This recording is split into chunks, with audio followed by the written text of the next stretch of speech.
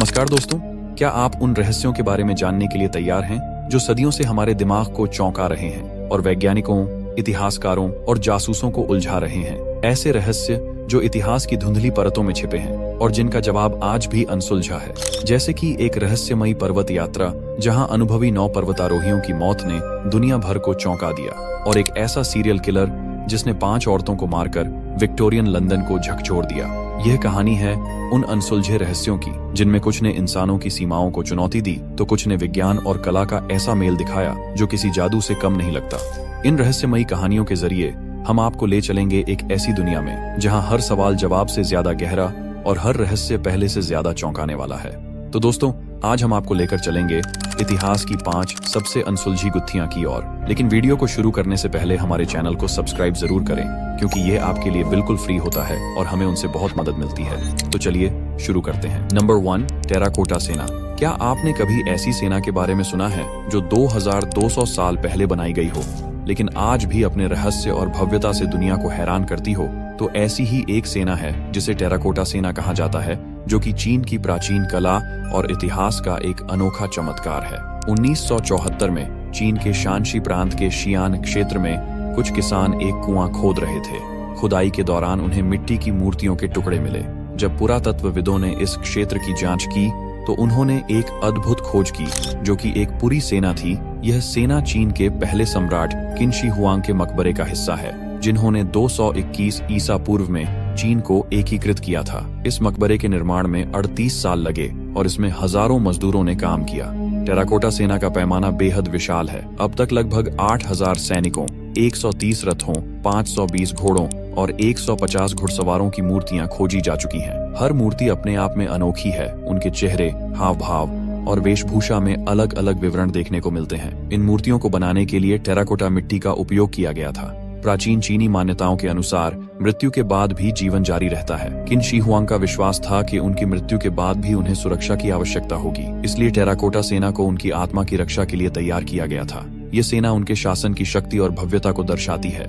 Terracotta सेना सम्राट के मकबरे के चारों ओर तैनात है, लेकिन मुख्य मकबरा अभी तक नहीं खोला गया है। पुरातत्वविदों का मानना है कि इस मकबरे में पारा से भरी नदियां और अद्वितीय खजाना हो सकता है। क्या इसे सामान्य मजदूरों ने बनाया होगा या इसमें कुशल कलाकार भी शामिल थीं?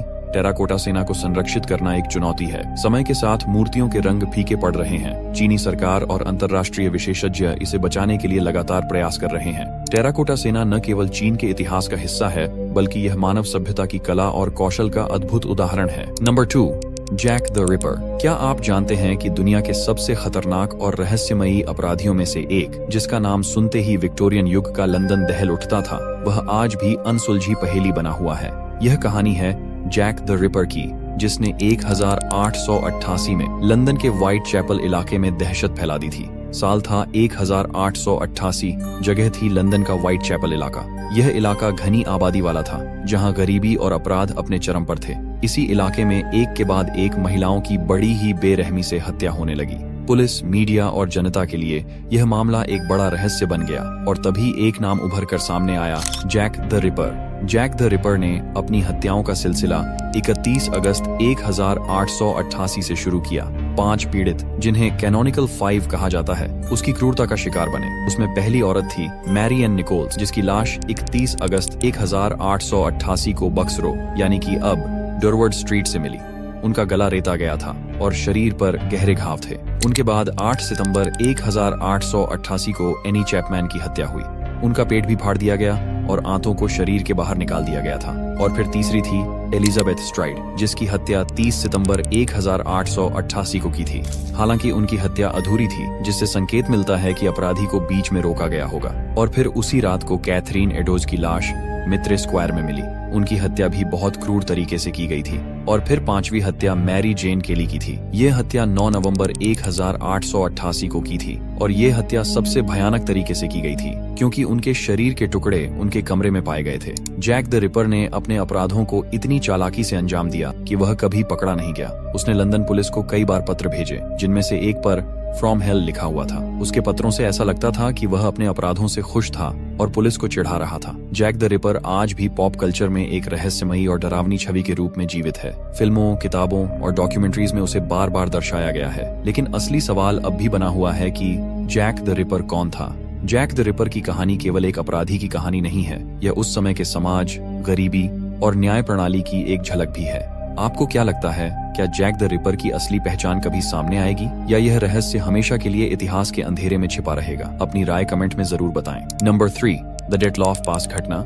ये घटना आपके रोंगटे खड़े कर देगी। ये घटना 1959 की एक रहस्यमयी रात की है, जब रूस के औरल पर्वतों में 9 पर्वतारोहियों की मौत हो गई।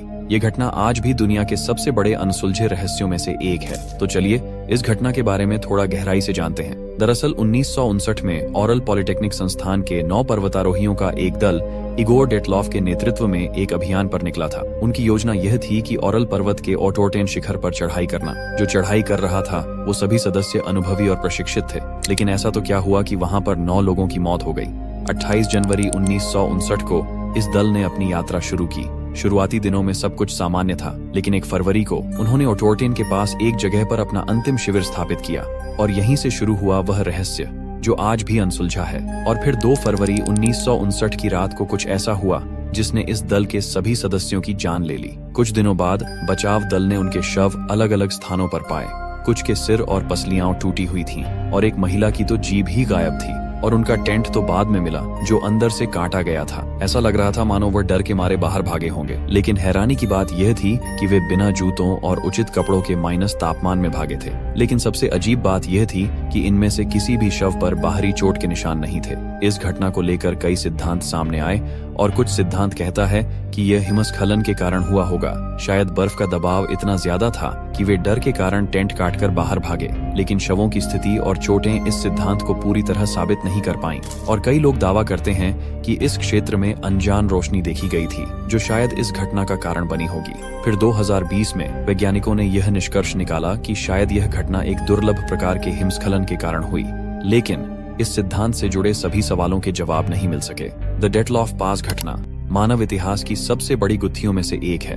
क्या यह प्रकृति का क्रूर प्रहार था या कुछ ऐसा जिसे हम समझ ही नहीं पाए? यह रहस्य आज भी हमें सोचने पर मजबूर करता है। नंबर 4, क्रिप्टोस मूर्ति का कोड। क्या आपने कभी ऐसी मूर्ति के बारे में सुना है जिसने दुनिया के सबसे बड़े दिमागों को 30 साल से भी ज्यादा समय से उलझा रखा है? एक ऐसी ही मूर्ति है जिसे सुलझाने की कोशिश में क्रिप्टोग्राफर, जासूस और वैज्ञानिक भी नाकाम रहे हैं। क्रिप्टोस यानी कि छुपा हुआ। यह रहस्यमयी मूर्ति अमेरिकी कलाकार जिम सैनबोर्न द्वारा 1990 में बनाई गई थी।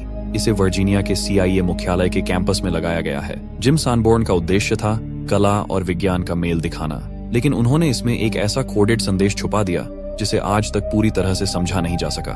देखो, इस मूर्ति में कुल 865 अक्षर हैं जो 4 हिस्सों में बटे हुए हैं, जैसे कि K1, K2, K3 और K4 कहा जाता है। इनमें से 3 हिस्सों को डिकोड कर लिया गया है, लेकिन चौथा हिस्सा K4 आज भी अनसुलझा है। तो चलिए अब बात करते हैं उन 3 कोड्स की जिन्हें डिकोड किया गया है। पहले आता है K1। यह कोड विलक्षणता के बारे में है। इसका अर्थ है रोशनी और अंधेरे के बीच छुपा है भ्रम का एक बारीक अंतर। दूसरा है K2। यह कोड एक नक्शे और गुप्त स्थान की ओर इशारा करता है।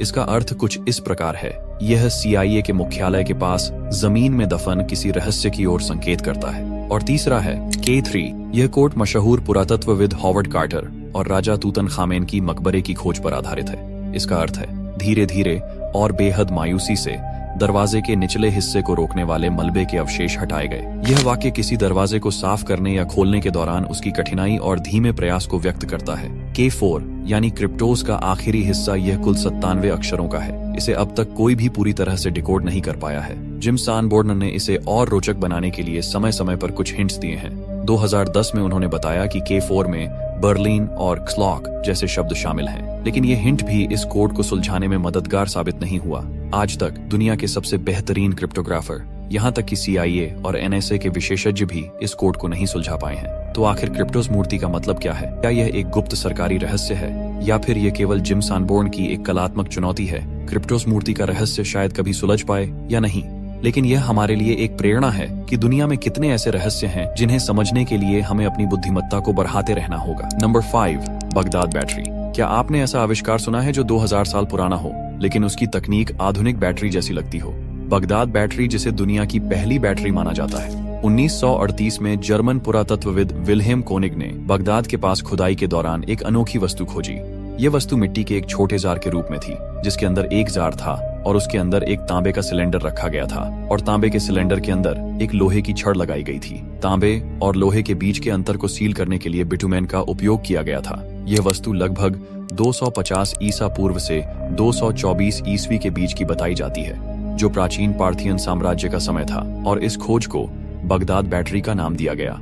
इस बैटरी का डिजाइन आश्चर्यजनक रूप से आधुनिक बैटरी जैसा है। यह पूरी संरचना एक साधारण बैटरी के समान इलेक्ट्रिकल चार्ज पैदा करने में सक्षम हो सकती थी, लेकिन सवाल यह है कि बगदाद बैटरी का उपयोग किस लिए किया गया था। इसे धातु की वस्तुओं पर सोने या चांदी की कोटिंग करने के लिए उपयोग किया जा सकता था, या फिर यह भी संभव है कि इसे वैज्ञानिक प्रयोग के लिए बनाया गया हो। कुछ वैज्ञानिकों का मानना है कि यह बैटरी नहीं बल्कि केवल एक साधारण जार था। इसके उपयोग का कोई ठोस सबूत अब तक नहीं मिला है। आज भी बगदाद बैटरी इतिहासकारों और वैज्ञानिकों के लिए एक पहेली है। क्या यह सचमुच एक बैटरी थी जो प्राचीन सभ्यता की तकनीकी प्रगति का प्रमाण है, या यह केवल एक संयोग था जिसे आधुनिक दृष्टिकोण से देखा जा रहा है? तो दोस्तों, आपका दिल से धन्यवाद क्योंकि आपने यह वीडियो पूरा देखा। अगर आपको हमारा यह वीडियो जानकारीपूर्ण लगा है तो इसे लाइक जरूर करें, अपने दोस्तों के साथ शेयर करें, और हाँ, चैनल को सब्सक्राइब करना बिल्कुल ना भूलें क्योंकि यह आपके लिए बिल्कुल फ्री होता है और हमें इससे बहुत मदद मिलती है। तो दोस्तों, फिर मिलेंगे एक और दिलचस्प और मजेदार वीडियो के साथ। तब तक के लिए बाय।